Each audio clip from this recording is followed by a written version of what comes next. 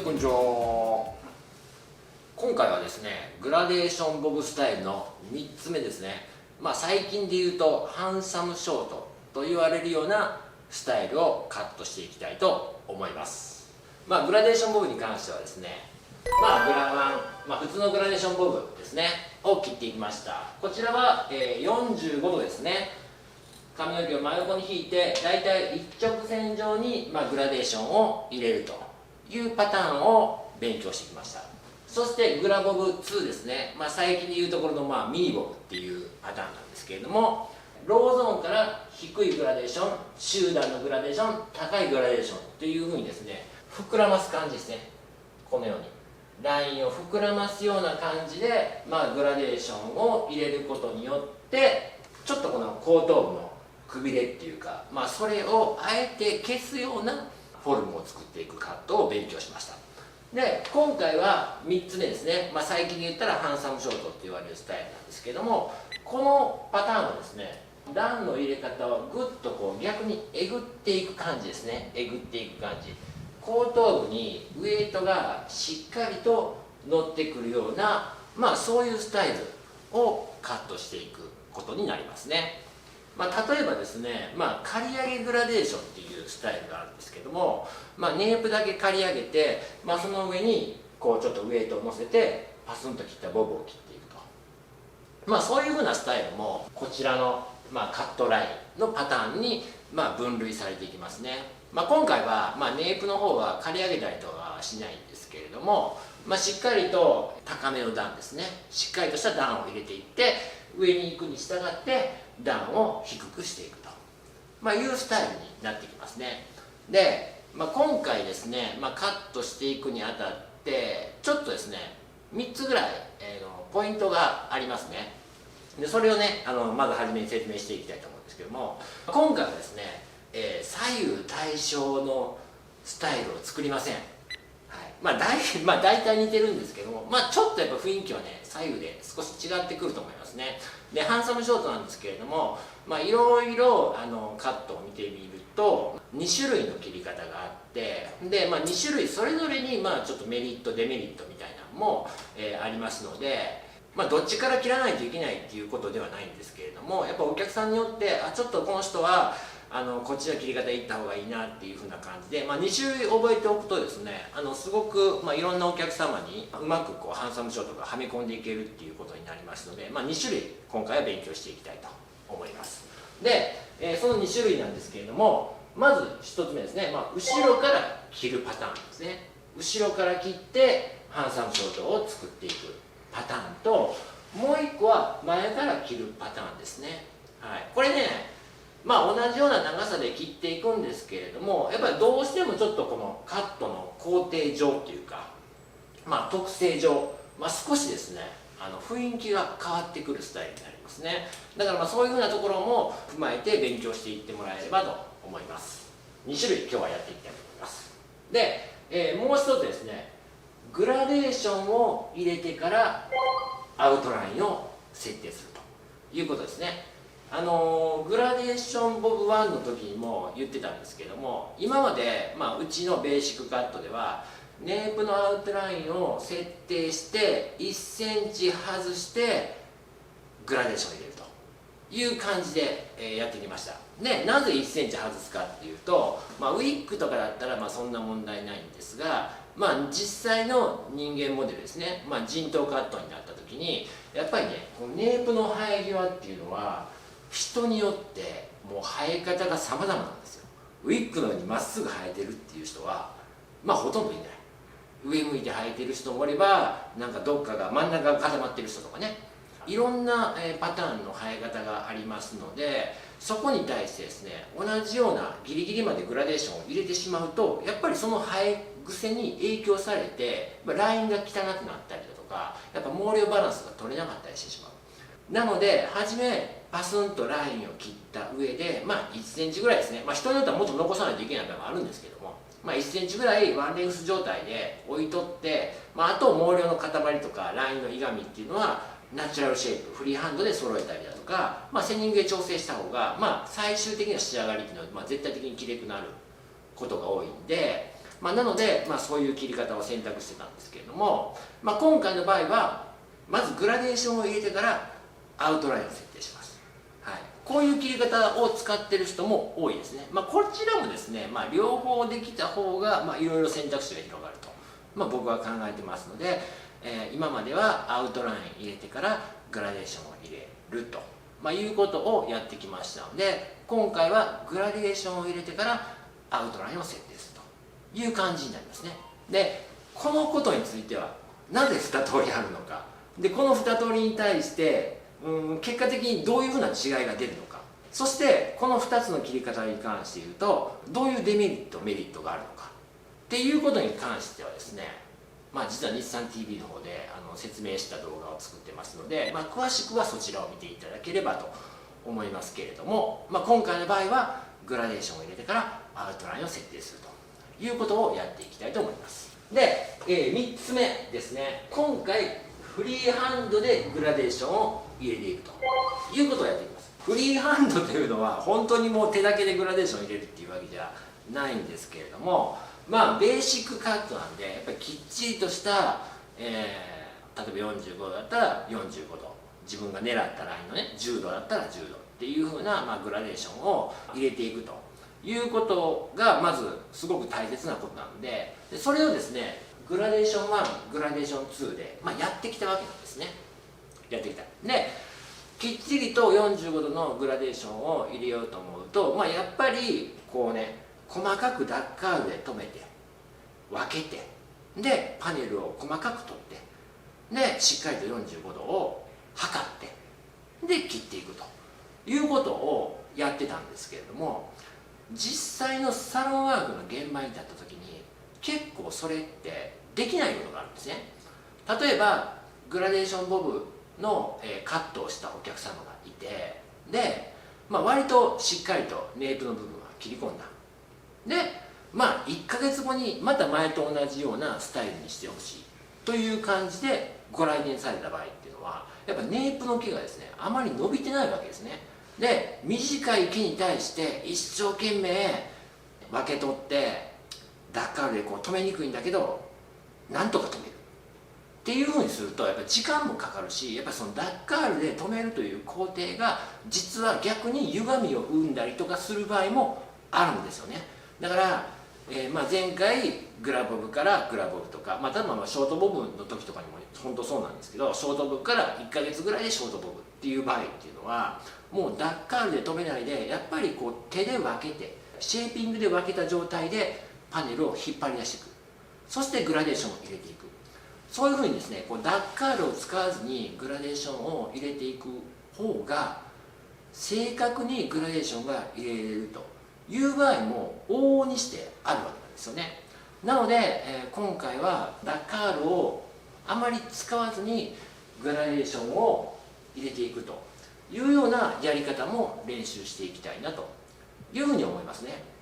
ただ単に、ベーシックカットですね、決まったスタイルをきっちり切れればいいというわけじゃなくて、やっぱりそのサロンワークでやっぱり使える技術っていうのをやっぱりできるだけねこの組み込んでいきたいんで、こういう設定にしてます。なので今回は左右ちょっと雰囲気、長さは大体合わすんですけどちょっと雰囲気も違いますし、ダッカールを使わずにね切ることで、少しちょっとアバウトな感じにも見えるかもしれないですけども、サロンワークですごく使える技術を盛り込んだことになってますので、そういう観点でですね動画を見ていただいて勉強していただければなと思います。はい、では早速ハンサムショートのカットに移っていきたいと思います。はい、ウィッグ用意しました。こちらのウィッグですね、新品のウィッグから、ちょっとここにねバスンと切ったぐらいの、ウィッグを用意したんですけれども、そうですね初めてこのカットをする方からすると、ちょっと長いかもしれないですね。もう少し本当は短い方が、今回フリーハンドでグラデーションを入れるということなんで、できるだけ短い方が切りやすいですね。切るところが2センチとか1センチとか、それぐらいでもすごく練習になると思うんで、そうですねちょっと長めの、グラボブ切ったぐらいの、ウィッグを用意するのが、一番やりやすくて、適当かなとは思いますね。はい、まずですね後ろから切る工程をやっていきたいと思います。つものように髪の毛はしっかり濡らしてウエットカットはしてくださいね。今回はですね、こちらの左半分は後ろからカットして右半分を横からカットするというパターンでやっていきたいと思いますので、まずセンターで割っていきましょう。まずセンターで割って、こちらは前からカットするバージョンで残していきますので、さすがにこういう部分はですね、ダックアウト止めておきます。で、左半分の毛を分け取って、後ろからグラデーション入れていくパターンはさすがにちょっとイヤーとイヤーを割っていきたいんで、イヤーとイヤーはですね、このグラデーションでよく使ういつものようにちょっとまっすぐより後ろ倒しですね、後ろ倒しのグラデーションを取っていきたいと思いますね。こちらの方がいつも言っている通り、バックと横のつながりが非常にやりやすくなりますので、ちょっと後ろ倒しに取っていきます。こういう状態でスタートしましょう。ここから、ダッカールを使わずにグラデーションを入れていくという感じになりますね。ちょっとお客さんに少し前向いとってもらっても切りやすいと思いますね。こんな感じですね。さすがにね、これぐらいの長さあるとちょっとダッカール使いたくなるんですけど、だからもうちょっと短い方がいいと思いますよ、実際にカットしていく場合は。で、実際に切っていくんですけれども、そうですね、まず三角形のベースを取りましょうね。こう取って、でひっくり返してすくうみたいな、こんな感じですね。でこれぐらいですね。これぐらい。これ角度で言えば何度ぐらいになるのかな。床に対して角度が決まっていきますんで、ほぼ頭皮と平行ぐらいの感じですかね。ネープの頭皮と平行ぐらいの感じで入れていきます。これもね、別にね、何度とかそんなに決まってないですね。ネープはしっかり入れないといけないっていうのは決まってるんですけど、何度とかっていうのは決まってないですね。で、やっていくたびになんとなく自分で感覚として、この辺にウエイトを落としたいんだったら、これぐらいの感じかなとか、なんとなくこの感覚っていうのができてくると思うんで、そういうのを身につけるっていうのは大事ですね。で、同じようにこういうふうに斜めにこう解いて、こうですね、こうやってこっちにのけておく。でこれをすくってくる、こうですね、はい、このやり方ですね。ほんなら前のカットがちょっと見えてるんですけど、前のカットが見えてるんで、前のところに合わせてカットしていく、こういうところですね。こんな感じ、はい、で一番下まで切ります、はい、アウトラインは気にしないって感じになりますね。でここから三つ襟超えてきますね。でこの辺りからちょっと横スラっていうか、ここで指切ってたやつがこんな感じですね。このラインに対してここにウエイトが来るんで、このラインに対してここを中心にこういうふうに扇状に回ってくるような、ちょっと上がってもいいですけど、こう回ってくる感じですね。そういうイメージで、ここの空間に手の置くところの、面を想定してそこに手を置いてくるみたいなイメージで、このまま上がっていっちゃうと単なるグラデーションボブになってしまいますので、グラデーション1に近い感じになってしまいますので、ここにからこう横にスライスになってる。つまりこの縦に近い斜めからだんだんここを中心に横スライスになっていくに従って、グラデーションが低くなってきますからね。高いグラデーションから低くなってきますから、なのでこのような感じですね。高いグラデーションから低いグラデーション、こういうふうにしっかりとバックにウエイトが乗ったスタイルになっているという感じの服です。もう一度やりますけど、これもちょっとこう櫛で線を入れてこういうふうに取っていくと。だから使わない、こうですね。こう綺麗に取れてますよね。でこの辺りからちょっと横のイメージですね。横のイメージ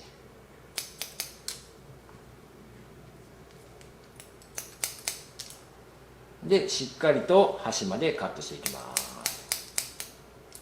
はい、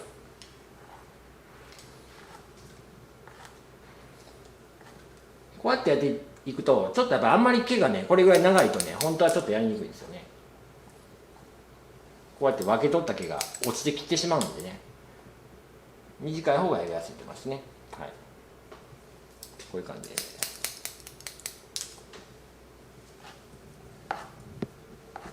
でこの辺りはもう横スライスですね。横スライス。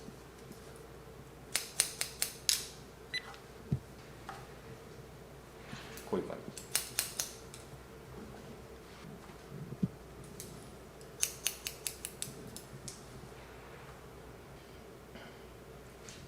非常にこう仕上がり的には、グラデーションボブ1に、似てくるんですけれども、ちょっとこことここの、ちょっとメリハリの差が強い感じですね。はい、でこうやってやってきたら、ウィッグなんでね、そんなにここアウトラインがガタガタしてるっていうわけではないんですね。やっぱりウィッグはもう別に生え癖もクソもないですからね。なんですけれども、グラデーション入れた後ちょっとアウトラインを揃えておくという感じですね。この三つ襟からサイドっていうのは、こういう感じでぐーっと、上がってくるっていうのが普通なんですけれども、ここも基本的にその一般のお客様陣頭でやるとそんなにこう生え癖っていうのがいろんなパターンがありますので、ここもちょっとこう引っ張って揃えておくという感じですね。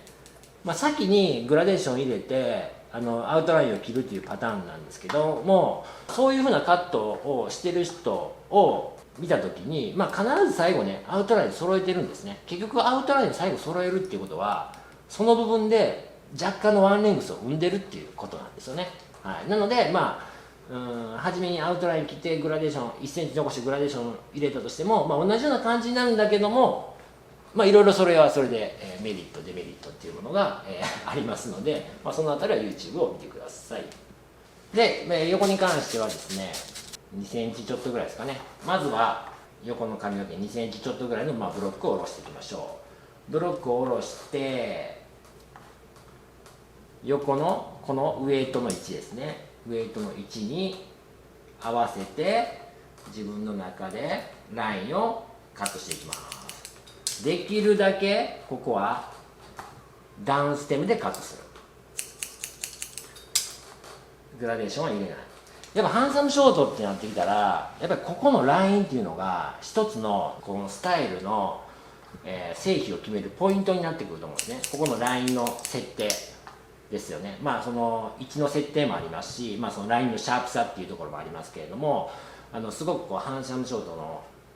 クオリティを決めるポイントになってくると思うんで、ここのラインっていうのは割と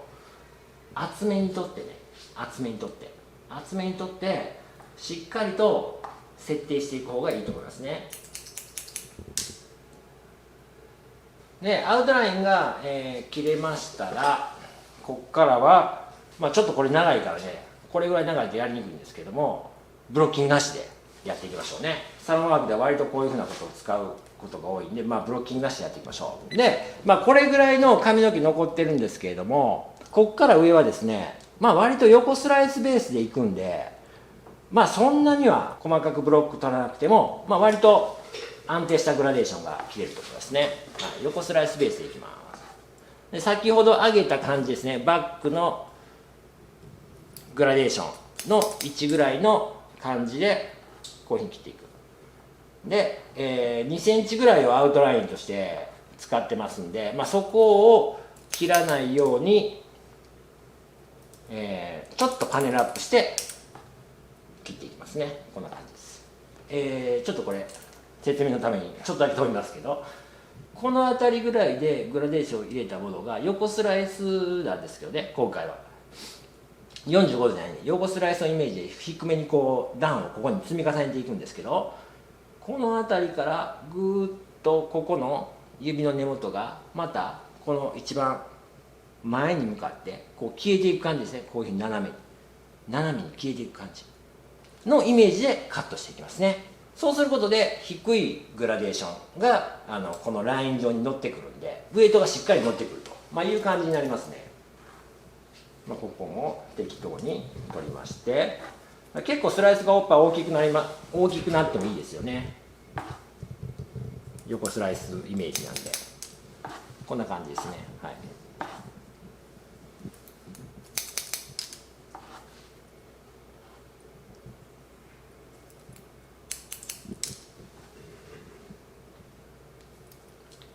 一旦前で消す感じですね。この辺り前の方なんでね、ちょっと一旦消す感じですね。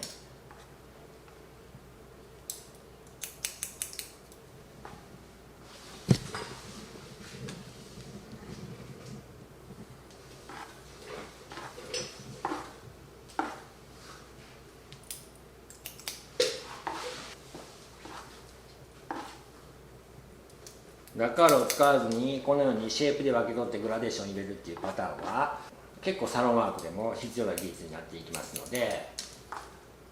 そういうのも覚えておくといいと思いますね。これぐらいは一気にいっちゃいましょう。ネープから上は結構低い段なんで、最後にちょっとこう角だけ取るんですね。角だけ取る。なのでちょっとブロックはスライスは大きめのスライスで取っても大丈夫ですね。こんな感じでハンサムショートのベースができてきます。今ちょっとざっくり切ったぐらいなんですけども、しっかりとここのウエイトですね、ウエイトがグラデーションボブ1の時よりも乗ってるっていうのが分かると思いますね。で、ネープはギュッとグラデーションボブ1の時よりも薄く締まってるっていう感じですね。一見スタイル的にはそのグラワンと近い部分があるんですけれども、ここがさらに締まってここがさらに乗ってると。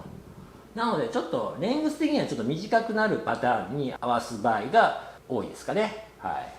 で、ここまで切れましたら最後ですね、これもサロンワークでよく使うんですけど、このね頭皮に対して同じような角度平行ぐらいに入れた段からぐーっと重ための低い段を乗せていってますんで、この辺がやっぱ詰まってくるんですよね。渋滞してくると同じところで落ちてくるんで。なのでここの角だけをちょっと落としておくと、つながりが良くなると、いう感じがありますので、こうですね、横に引っ張ったら、当然ここほらとんがってますよね。この絵の通りな感じで、出てますよね。でこのとんがりを取っておく、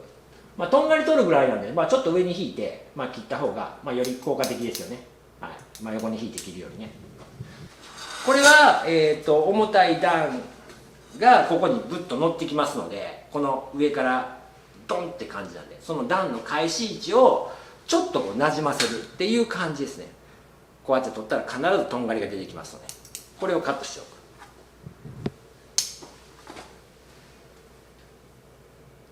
こうですね。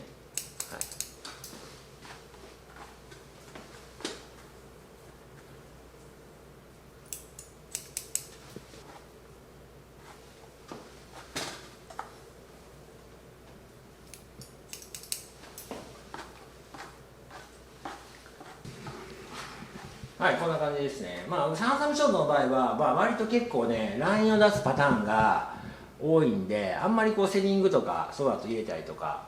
するパターンではないので、ある程度ウエットの時からこういう感じで、輪郭がですね見えるような感じに仕上げておくっていうのが大切かなと思いますね。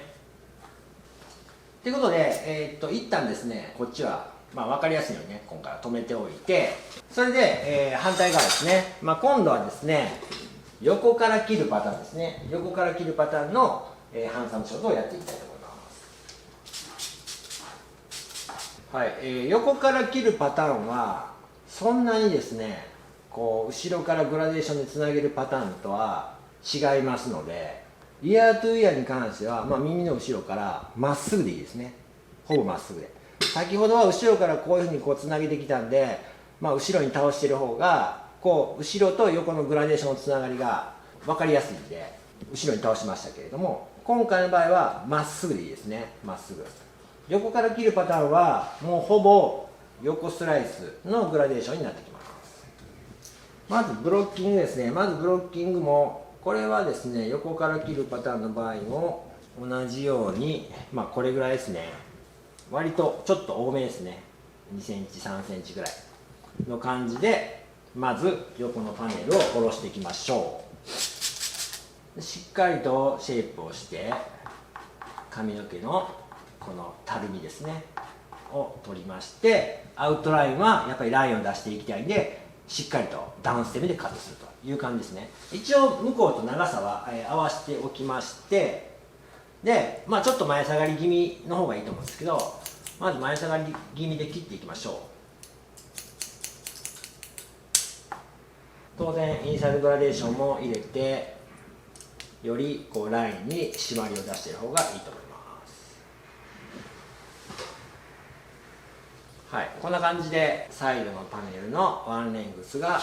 カットされたら、残ってるパネルも、分けていきます。2つぐらいでいいかなと思うんですけどね。今回ですね、前髪をね、ちょっと短くしようかなと思いますね、スタイル的に。前髪を一番下のね、このアウトラインのところまで前髪をこう作っておくというか、ここのラインで前髪を設定するという場合だったら、これもね、グラデーションはこういうふうにこう斜め前というかね、こういうふうにこう前に行くに従って消えるようなグラデーションを入れないといけないんですけども、そのあたりはね、グラバンの方でもやってるんで、今回はちょっと前髪は少し短くして、こういうふうに少し流れるような感じにして、ちょっとハンサムショートの雰囲気を出していこうかなと思いますんで、なので1ブロックをワンレングスで切って、もう2ブロック目3ブロック目っていうのは、同じような感じで横スライスですけど、グラデーションを入れていこうかなと思いますね。はい、ちょっと手前の毛を少しもらって、こういうふうにダウンステムですね、ダウンステム。ちょっとカメラで見えるかどうかわかんないですけど、先ほど切ったラインがこう見えてきますので、そこに合わせて指を少しリフトアップしてグラデーションを入れていきます。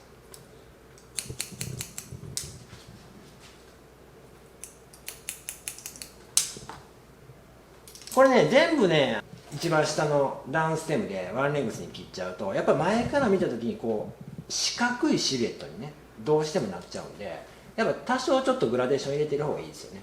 パネルが多ければね、これちょっとパネルがね、こんだけ多かったら少し半分に割って、でこれももうダッカルに止めずにね、こういうふうにこう割って置いておくと。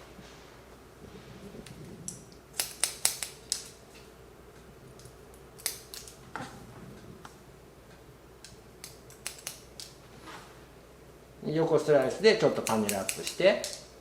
カットする。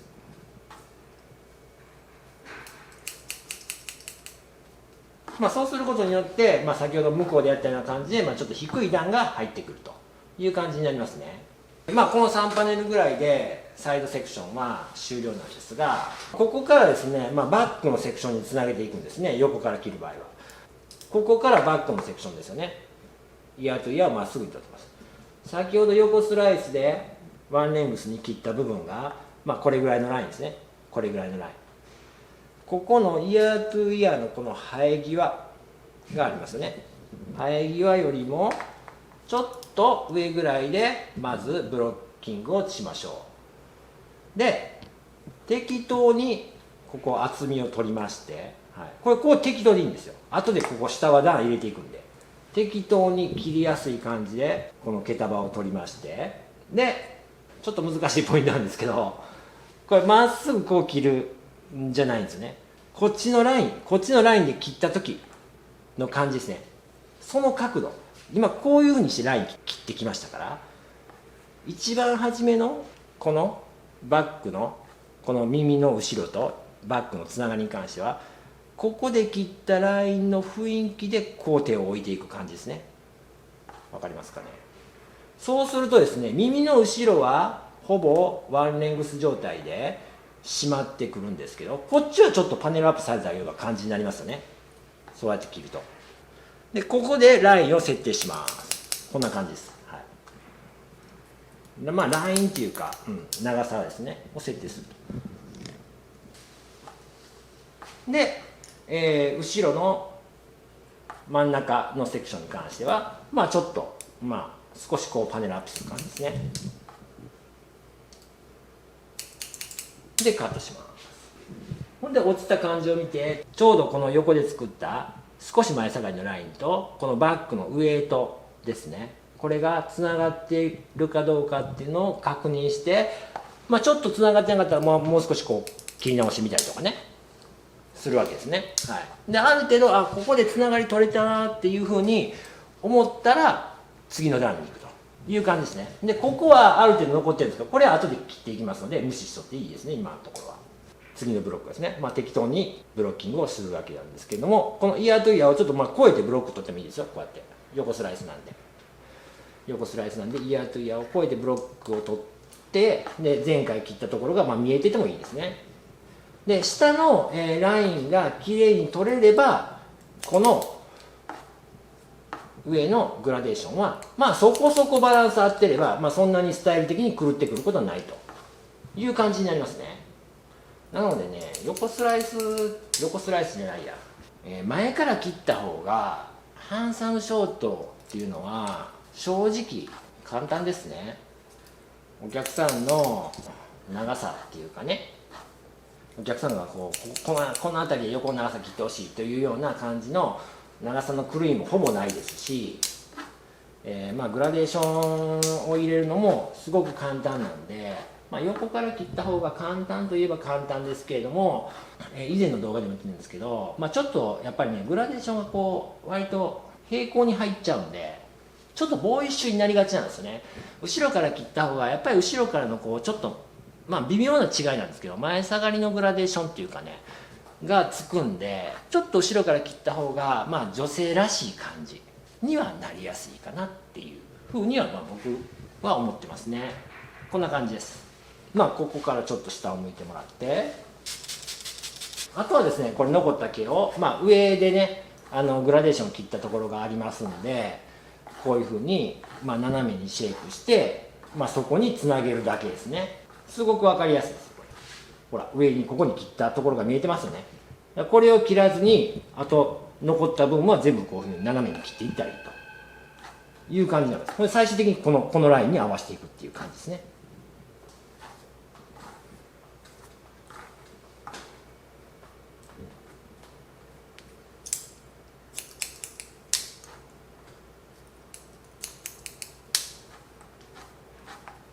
すごくね、このブロックとかも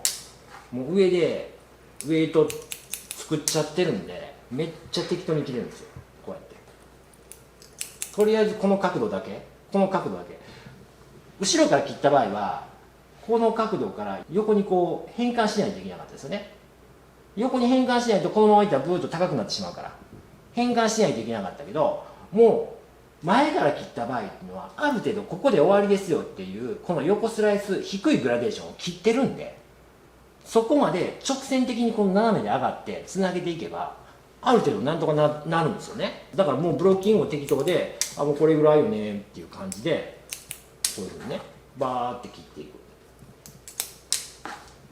ちょっとこの上がるところだけをしっかりと分け取って、こうやって切っていくともうつながっちゃうんですよ。もう上はできてるんで、っていう感じがあるんで、めちゃくちゃ安定してハンサムショートではめ込んでいけるっていうことになりますけれども、ちょっとやっぱりボーイッシュ的なテイストが出るっていうのは否めないかなって感じですね。もうこれで終わりです。同じような形ができますよね。しっかりと、ネープは薄く絞られてて、ここにウエイトが乗ってくると。で前下がりにラインがつながってくると、いう感じで、前から切っても後ろから切っても、同じような感じの、スタイルになります。しかしながらちょっと雰囲気は変わりますけどねっていう感じですね。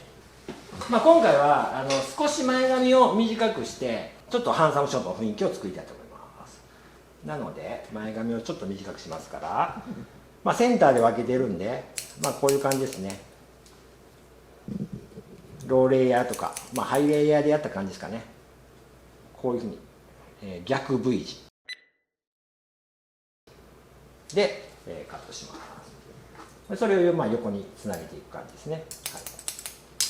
こんな感じです。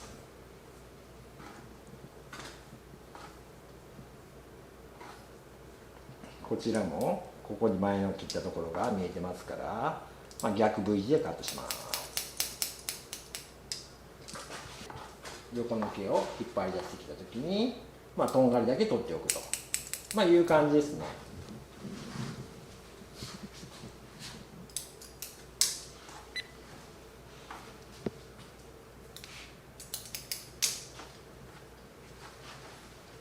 はい、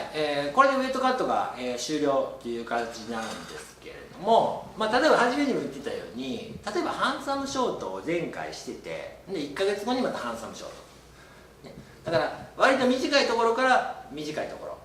に切った場合は別にいいんですけども、例えば今回みたいに割と長いところからハンサムショート、実際のお客さんでもロングからハンサムショート、ミディアムからハンサムショートにした場合っていうのはですね、やっぱね、かなり低めの段でこのウエイトを作ってるんで、ここの重みっていうのは多分相当溜まってると思います。これ乾かすとボンと膨れると思います。実際のお客さんでも長いところからバッサリ短くした場合って全くセッティングせずに乾かしてしまうと結構ボンっていくんですよね。でもちろんそれでセッティングで潰せるんですけども、乾かす時間が長くなったりとかロングから短くする場合ってお客さんも結構ドキドキしてるじゃないですか。で切って乾かしますっつって乾かしたらボンってなってたらってびっくりしたりとかするんで、なのであらかじめちょっとセッティング入れててもいいですね。これを練習するときは、短いところから短いところっていうふうにやる場合は別にセッティングいらないですけど、結構長いところからやる場合っていうのは、多少セッティング入れててもいいかなと思いますね。はい、で今回ちょっとだけ入れておきますね。あんまりラインを潰したくないんで、ベーシックカットのスタイルということもあってあんまりラインを潰したくないんで、ちょっと毛先3分の1ぐらい、少し1開閉ぐらいしてですね、この一番溜まってきやすい部分ですね、ちょっと毛先バラすぐらいの感じですね。はい、サイドもめちゃめちゃ重たく残ってるんで、特にもみあげ周りはねバーンと膨れてきやすいんで、ちょっとだけセニングを入れてバラしておきたいと思います。渋滞を取っておくっていうかね、僕よくそういうふうな表現を使うんですけれども、ネープ以外の毛はですね全部ここに今毛先がこのゾーンに集まってきている状態なんで、結構渋滞してるんですよね。なのでそれを取っておく。でも例えばだからハンサムショートからハンサムショートにする場合っていうのは、1ヶ月伸びたからまた切ってくださいっていう場合は、前回のねもう毛量調整とかも残ってるんで、そのウエットカットブラントで切っただけで乾かしても、そんなにねこの辺りが渋滞するってことはないんですけども、バッサリ切った場合っていうのはやっぱ結構渋滞してボンって切れて、美容師もお客さんもうわなんかめっちゃ膨れたけどって焦ってしまって、その後のこのカットがうまくいかないっていうパターンもあるんで、そうならないためにも、バッサリ切った場合っていうのは多少ウエットでセニング入れてた方が、割とカットが優しくなりますよね。でもこれウエットでセニングってドライの時よりはるかに落ちる量が多くなりますんで、絶対好きすぎないよね。これぐらいだと絶対少ないと、セニングの量がっていう感じでウエットのセニングはやっておくべきかなと思います。こんな感じで、一度乾かしてですね、ドライの状態を見ていきたいと思います。はい、先ほどのカットからですねちょっと乾かして、軽くブローしてみました。ちょっと前髪流した感じなんですけれども、これですねどうでしょうね、カメラで左右の違いが分かるかどうかっていう感じなんですけどね、長さ大体同じぐらいの感じで左右切り方違ったんですけど、ちょっと前から見た時の雰囲気も少し違うんじゃないかなと思いますね。どうですかね、こちら右サイドの方が少しボーイッシュじゃないかなと思いますね。で横から見たらよくわかるんですけど、こちらですねバックから切ったシルエットはですね、そこまでスタイリングしてないんでまだそのシルエットをバチッと決めてるわけじゃないんですけど、ちょっとグラデーションボブっぽい女性らしいラインに見えるんじゃないかなとは思いますけどね。こちらの方がですねどっちかというとこのステップというかね、低いグラデーションがね乗ってるラインがはっきり分かるようなテイストに見えるんじゃないかなとは思いますね。この切り方の違いによってねやっぱりこっちの方がこういう感じになりやすいですね。ボンキュッっていう感じですね。でこちらの方がどちらかというとそのウエイトとその後ろのネープが馴染みやすいっていうか、女性っぽいラインが出やすいのかなっていう気はしますけどね。大まかに言うと前から切るのと後ろから切るのではこれぐらいの違いは出るんじゃないでしょうかと思いますね。今回左右ね対称にするカットじゃないんで、こういう違いが出るんだっていうふうなことを感じていただければいいかなと思いますんで、ここからですねちょっとセニングを入れてね、もう少しこうスタイルっぽくしていきたいと思います。セニングの入れ方なんですけども、今までのボブ系のスタイルと同様ですね、実際のお客様にやってきたら、どれぐらい軽くしたいとかっていうのが、その時の希望によってあると思うんですけども、いつも言ってるようにこの土台の量感を合わせていくっていうことですね。こちらはですね、このサイドをこうワンレングスで、切った、前から切った感じなんですけれども、当然ですね、耳の上の毛ですね、耳の上の毛が少なくて、耳の前はこれだけ生えてるわけですね。量感がもみあげ分多くなる。で、耳の後ろからはさらに毛が多くなるということで、こういうふうに取った時に全然ここが一番ちょっと少なくてね、この前後にちょっと量感が溜まっているという感じなんで、これを整えてあげるということですね。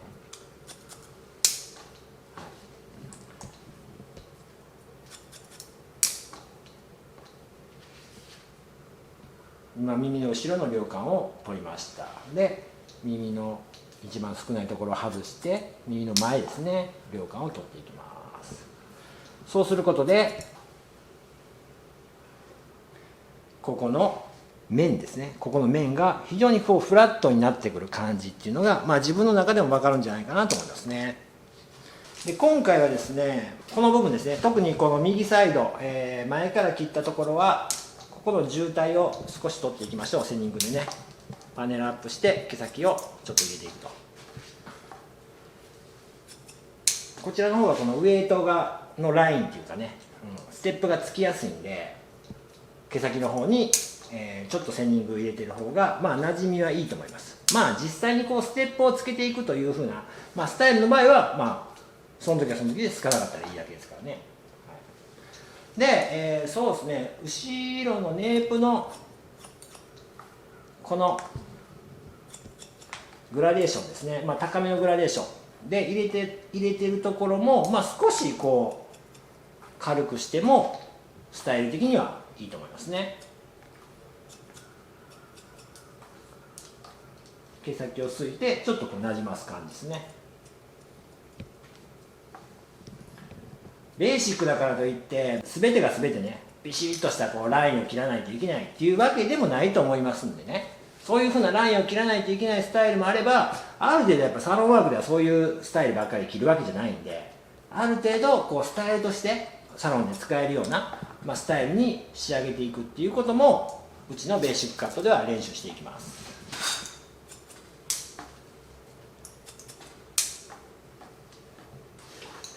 トップの方もちょっと毛先が渋滞しやすいんで、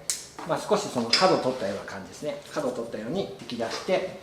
落としておきましょう。前側にもちょっとこう流した方がいいかなと、今回思いますんでね、前側にもちょっとセニングを入れてついていきます。うちの YouTube 見てる方はね、セニングの入れ方とか多分多種多様あるの分かってると思いますけど、あんまりそういうこと考えずに入れていきましょう。セニングに関してはね、これからショートスタイルとか、ウルフレギュラーですね、そのあたりで、しっかりやっていきたいと思います。こちらも同様にボブスタイルの場合は土台の量感を合わす、前すいて耳の上すかず後ろすくことによってここの面の厚みを整えてあげる。そうすることで上から乗ってくる毛も非常に安定した土台の上に乗ってくるということになりますから、ラインもフォルムもきれく締まってくる感じが得られると思います。後ろのこの部分に関しては前から切った右サイドですね、前から切った側ほどは渋滞してないんですけど、こっちの方はそれでもやっぱり毛先が溜まっているところがあるんで、少しばらしておいてもいいと思います。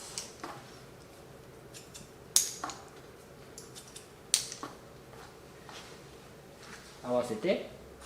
ここですね、高いグラデーションを入れたところもちょっと毛先をすいていってさらにこう頭皮になじませるような感じにしたいと思います。でトップの部分ですね、トップ部分、角取った部分を引き出して、ここもちょっとセニングで角取ったところに少しセニングも入れることで、さらにその角取った効果っていうのが高まってきますね。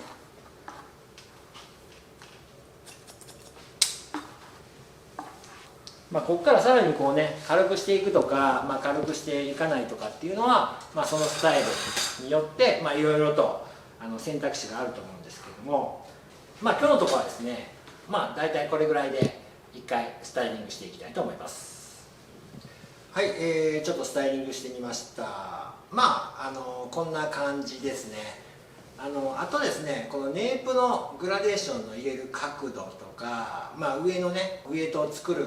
この低いグラデーションの角度っていうのは割とそのお客さんの毛量とか、過密ですね、そういうのに合わせて、微妙に変えることで、自分が思ってる、一番いいバランスのフォルムを作ることができるんで、そのあたりのねことはですね、自分でこう角度を動かしながら勉強していってもらえればと思いますね。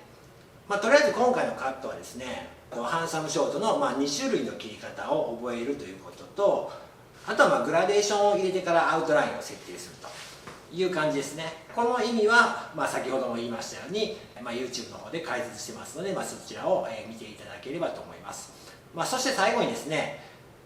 フリーハンドで、ブロッキングを、ダッカードをあんまり使わずに、グラデーションを入れていく。これはね、本当にね、このサロンワークではもういろんな長さのお客様が、やっぱいろんなオーダーをされるわけですから、ある程度こう短い毛に関してはもうシェイプで分け取ってしっかりとこうダッカルで止めないんだけど正確な段が入れるという技術はですね、非常にこうサロンワークで生きてきますので、そのあたりのところはしっかりと練習していただければと思いますね。今回グラデーション3ハンサムショートということなんで、ハンサムというぐらいなんでね、ちょっとこう男性的なショートっていうふうに言えると思うんで、やっぱりある程度このネープの部分はしっかりと短く切り込んでいって、サイドのアウトラインも割と短くなるという感じですね。でもうサイドのところがこうくびれたっていうか、ちょっとこう段差があるような、ラインが作られるっていうところが、ハンサムショートでは絶対にこう守んなきゃいけないポイントだと思いますので、そのあたりのところをですね意識してしっかり練習していただければと思います。ということで、また次回のベーシックカットでお待ちしております。